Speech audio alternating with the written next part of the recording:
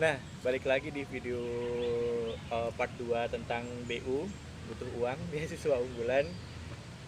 Nah, mungkin ini lebih intim ya pertanyaannya, karena yang tadi di awal itu part 1 itu masih dasar-dasar aja.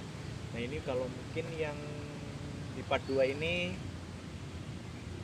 deh, pertama aku mau nanyain, kan tadi katanya Faiz ini BU itu selain beasiswa unggulan juga karena emang butuh uangnya. Itu kira-kira apa aja sih yang kita dapetin sih? Oke.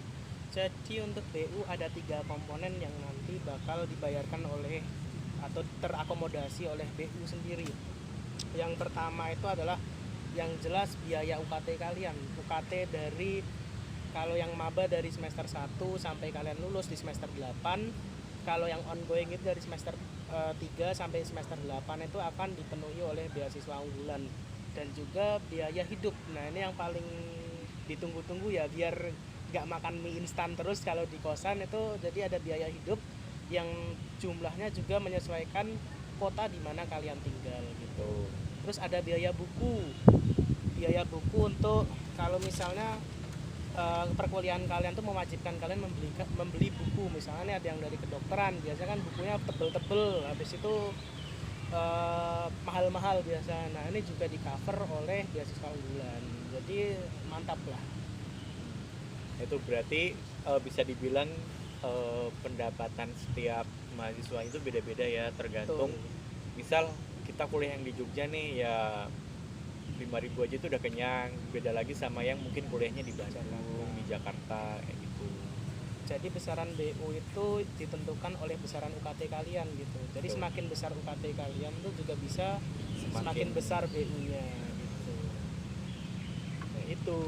Tapi ya mungkin langsung aja ya kasih saran mungkin nih, kan daftar beasiswa BU. Nah, itu mungkin apa sih yang harus kita lakuin?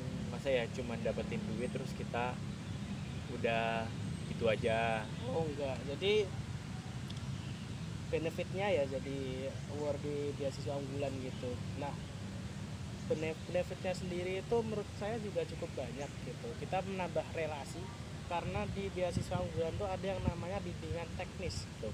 Bimbingan teknis itu ketika kita nanti semua award di beasiswa unggulan antar angkatan itu berkumpul. Kalau tahun lalu pas 2019 tuh diisi di yang Jogja, tapi nggak mungkin kan yang Jakarta dipanggil ke Jogja gitu. Itu kita dikumpulin di Institut Seni Indonesia untuk menerima ya sekitar paparan materi, dan kita juga dapat apa ya, kayak teman baru gitu dari UNIF, UN. Kalau saya kan di UNY gitu. Dapat teman baru sesama beasiswa unggulan di UNY maupun di luar UNY gitu.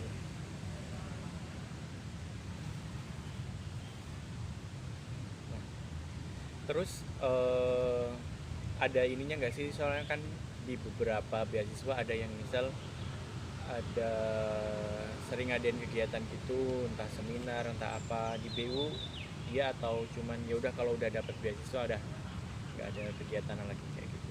Sebenarnya untuk beasiswa unggulan itu ada organisasinya. Kalau di Jogja itu ada BU Mengabdi Jogja gitu. Kalian boleh aktif di sana maupun tidak. Tentang BU apa ya tadi, BU yang mengabdi di Jogja itu isinya ya kita tentang sosialisasi BU kepada siswa-siswa SMA yang akan melanjutkan jenjang pendidikannya ke kuliah, maupun maba-maba yang itu pada saat itu berada di semester yang masih rendah gitu, masih awal gitu. Hmm. Terus ya ini kan mungkin banyak ini ya beasiswa gitu.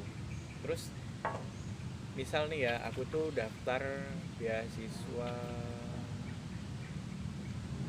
ini apa namanya, misal aku apply banyak banget nih, entah PPA terus BI terus BU. Nah, itu boleh nggak sih? Untuk playnya itu sebenarnya tidak boleh, karena nanti kita bakal menerima sebuah surat atau ya semacam surat seperti itu yang isinya kita tidak sedang menerima beasiswa dari pihak lain atau tidak sedang mendaftar beasiswa dari pihak lain. Jadi kalau misalnya mau mendaftar BU, silakan untuk fokus di BU-nya. Kalau mau mendaftar beasiswa lain juga silakan fokus di beasiswa lain tersebut. Jangan sampai nanti malah menimbulkan masalah baru di ketika kalian misalnya keterima 2 beasiswa gitu. Nah itu mungkin kayak jadi salah satu bahan wawancara nggak sih atau enggak? Oh, kalau dulu pada saat saya wawancara itu tidak jadi sebuah bahan itu, karena Ya. lebih ke personal kalau Nah wawancara. tuh jadi kan di beasiswa PPA yang di video itu nggak ada wawancara. Ada wawancara. Terus di beasiswa bidik misi juga nggak ada wawancara, tapi di beasiswa BI sama BU tuh ada. Nah di BU tuh wawancaranya itu terkait apa aja nih, terus juga teknisnya itu apakah diundang di mana atau di mana kayak gitu. Oke, jadi teknis wawancara. Jadi setelah kalian lolos di seleksi administrasi yang sudah saya bilang di part sebelumnya, itu nanti kalian bakal menerima undangan untuk wawancara. Nah, tempat wawancaranya itu berubah-ubah, Mas Ded. Jadi kalau tahun 2017 itu ada dia di sebuah hotel di tengah kota. Aku nggak boleh nyebutin nama hotelnya karena ini bukan endorse ya. Tapi kalau pada saat tahunku itu di gedung LPMP di Kalasan, ya sekitar perbatasan dengan Klaten, yang mana gedung tersebut juga agak terpelosok, Mas. Jadi kayak jalan di depan gedung itu ya jalan-jalan pedesaan gitu. Nanti dipanggil di sana, dan tipsku silahkan datang lebih awal karena yang bakal wawancara itu banyak banget, seluruh Jogja dan juga Jawa Tengah pada saat itu. Karena kalau misalnya regional Jawa Timur tuh kalau nggak salah di Surabaya kalau wawancaranya. Kalau yang Jawa Barat kalau nggak salah di Jakarta atau di Depok gitu, aku agak sedikit lupa gitu. Tapi nanti tempat wawancaranya pasti bakal berdekatan dengan PTN atau PTS kalian gitu. Jadi nggak usah khawatir nanti kok terima undangannya ke Surabaya gitu kan, nggak mungkin gitu. Sudah diperhitungkan semua di mana tempat terdekatnya. Tapi karena memang dulu itu ke LPMP di kawasan Kalasan itu ya memang cukup jauh dari UNY itu, sekitar 40 menitan. Nah, di sana itu banyak yang ditanyain, Mas Ded. Jadi yang pertama itu tentang personal kamu. Ini kita bicaranya agak belak-belakan ya gitu. Tentang personal kamu tuh bagaimana kamu menyelesaikan sebuah masalah gitu. Sebenarnya pertanyaan-pertanyaan yang mungkin diajukan oleh penanya itu bisa saja berbeda satu sama lainnya karena memang itu tergantung dari penanyanya. Tapi konteksnya tidak bakal jauh beda. Paling hanya ya menyerempet-nyerempet sedikit lah gitu istilahnya. Tentang personal kamu, habis itu bagaimana kamu menyelesaikan masalah gitu. Terus kalau misalnya itu biasanya dicek kelengkapan dari administrasinya, berkasnya.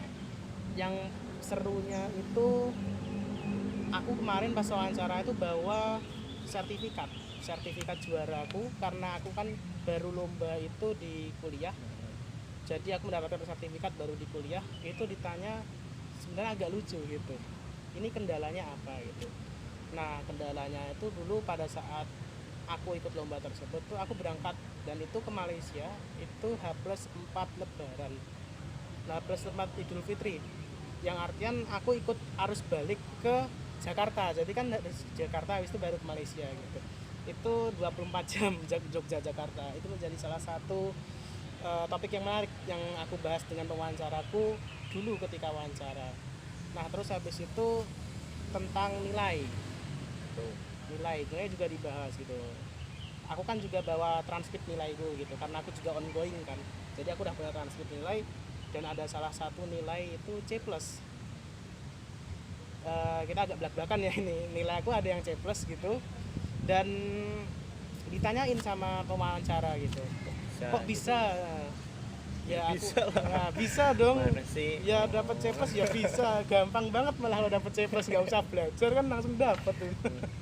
Nah, sebenarnya itu bukan murni kesalahan saya bukan pembelaan ya guys ini, tapi memang bukan murni kesalahan saya karena pada saat itu dosen yang bersangkutan itu sedang sakit dan tidak dapat mengajar di kelas saya sampai ya sekitar 6 kali pertemuan gitu.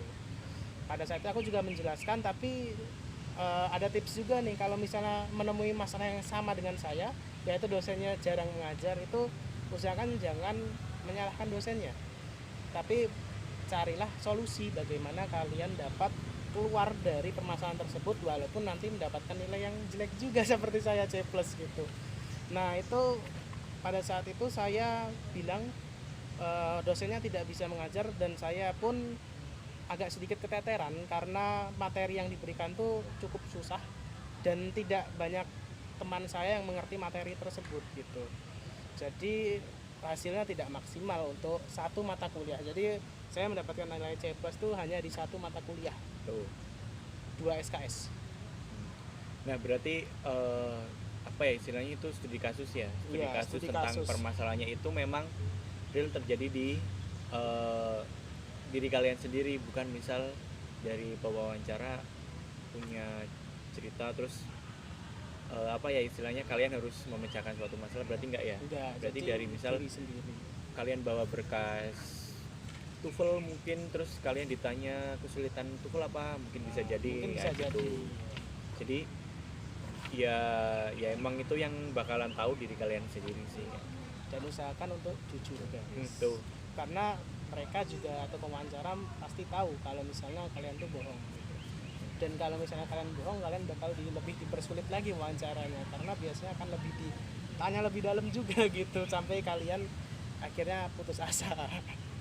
Pokoknya pilih kata-kata yang cukup, nggak usah kurang, nggak usah lebih juga. Nanti kalau takutnya lebih kalian ditanya Nah, tapi kalian nggak bisa, cukup aja. cukup aja. Merendah merendah terus apa lagi ya? Oh ya, misal nih kan ada nih banyak nih mahasiswa nih yang cuman dia itu bukan aktif sih, cuman mungkin dia itu punya kelebihan di nilai atau IPK-nya doang, tapi nggak ikut organisasi, terus nggak ikut lomba, gitu. seminar atau apa. Nah itu kira-kira menurut Faiz itu ada peluang nggak sih? Atau mungkin dari BI itu sebenarnya BU mas. BU BI sorry ya, BU itu sebenarnya apa sih yang dicari ya itu? Oke. Jadi untuk peluang sebenarnya untuk mahasiswa yang memiliki IPK yang cukup tinggi gitu, dengan mahasiswa yang memiliki banyak prestasi dan relasi di organisasi itu memiliki peluang yang sama. Jadi mereka sama-sama bisa mendaftar beasiswa unggulan. Tapi untuk proses seleksinya kita serahkan kepada Kementerian Pendidikan dan Kebudayaan dan juga Tuhan. Nggak mungkin sih, tapi mungkin lebih ke ini ya, maksudnya ya logika aja. Iya. Dia itu ikut lomba organisasi, otomatis kan pemikirannya dalam memecahkan suatu masalah itu ya kritis lebih lah. daripada yang cuman memecahkan soal gitu. Sebenarnya untuk tujuan utama beasiswa unggulan itu adalah mencari generasi emas Indonesia. Jadi bagaimana generasi emas Indonesia itu tergantung kalian sendiri yang menciptakan versi generasi emas Indonesia. Jadi kalau misalnya kalian ingin jadi generasi emas Indonesia di bidang yang memiliki Pendidikan doang ya mengharumkan udah. ya sudah nggak apa mengharumkan nama Indonesia di kancah-kancah internasional juga tidak apa-apa. Kalau misalnya mengharumkan nama apa ya kayak aduh susah ngomongnya apa kayak menurut versi kalian tuh bagaimana lah istilahnya gitu. Intinya seperti itu. Oh jadi gini ya, aku dapat. Jadi yang dicari BU itu adalah sosok mahasiswa yang apa ya, yang punya gambaran tersendiri tentang apa sih itu generasi emas atau penerus bangsa Indonesia itu sendiri, yang kalian itu bisa aplikasikan di diri kalian sendiri. Jadi Betul sekali. kalau misal kalian diem, ya apakah Indonesia butuh orang yang diem ya? Nah kira-kira udah kali ya, apalagi nih, atau mungkin Faiz ada ini tips atau pesan? Apa kita membahas proposal studi nih? Soalnya masih ada dua, yaitu tahap yang menarik menurut. Oh ada. Itu Boleh yaitu tuh. proposal rencana studi sama esai. Tapi Nah. gimana nih, mau jadi part 3 atau gimana? Berapa menit sih? Gak kelihatan ya. Nanti diedit sendiri ya mas. Oke, udah 14 menit, berarti ada part 3 ya. So tetap di sini aja.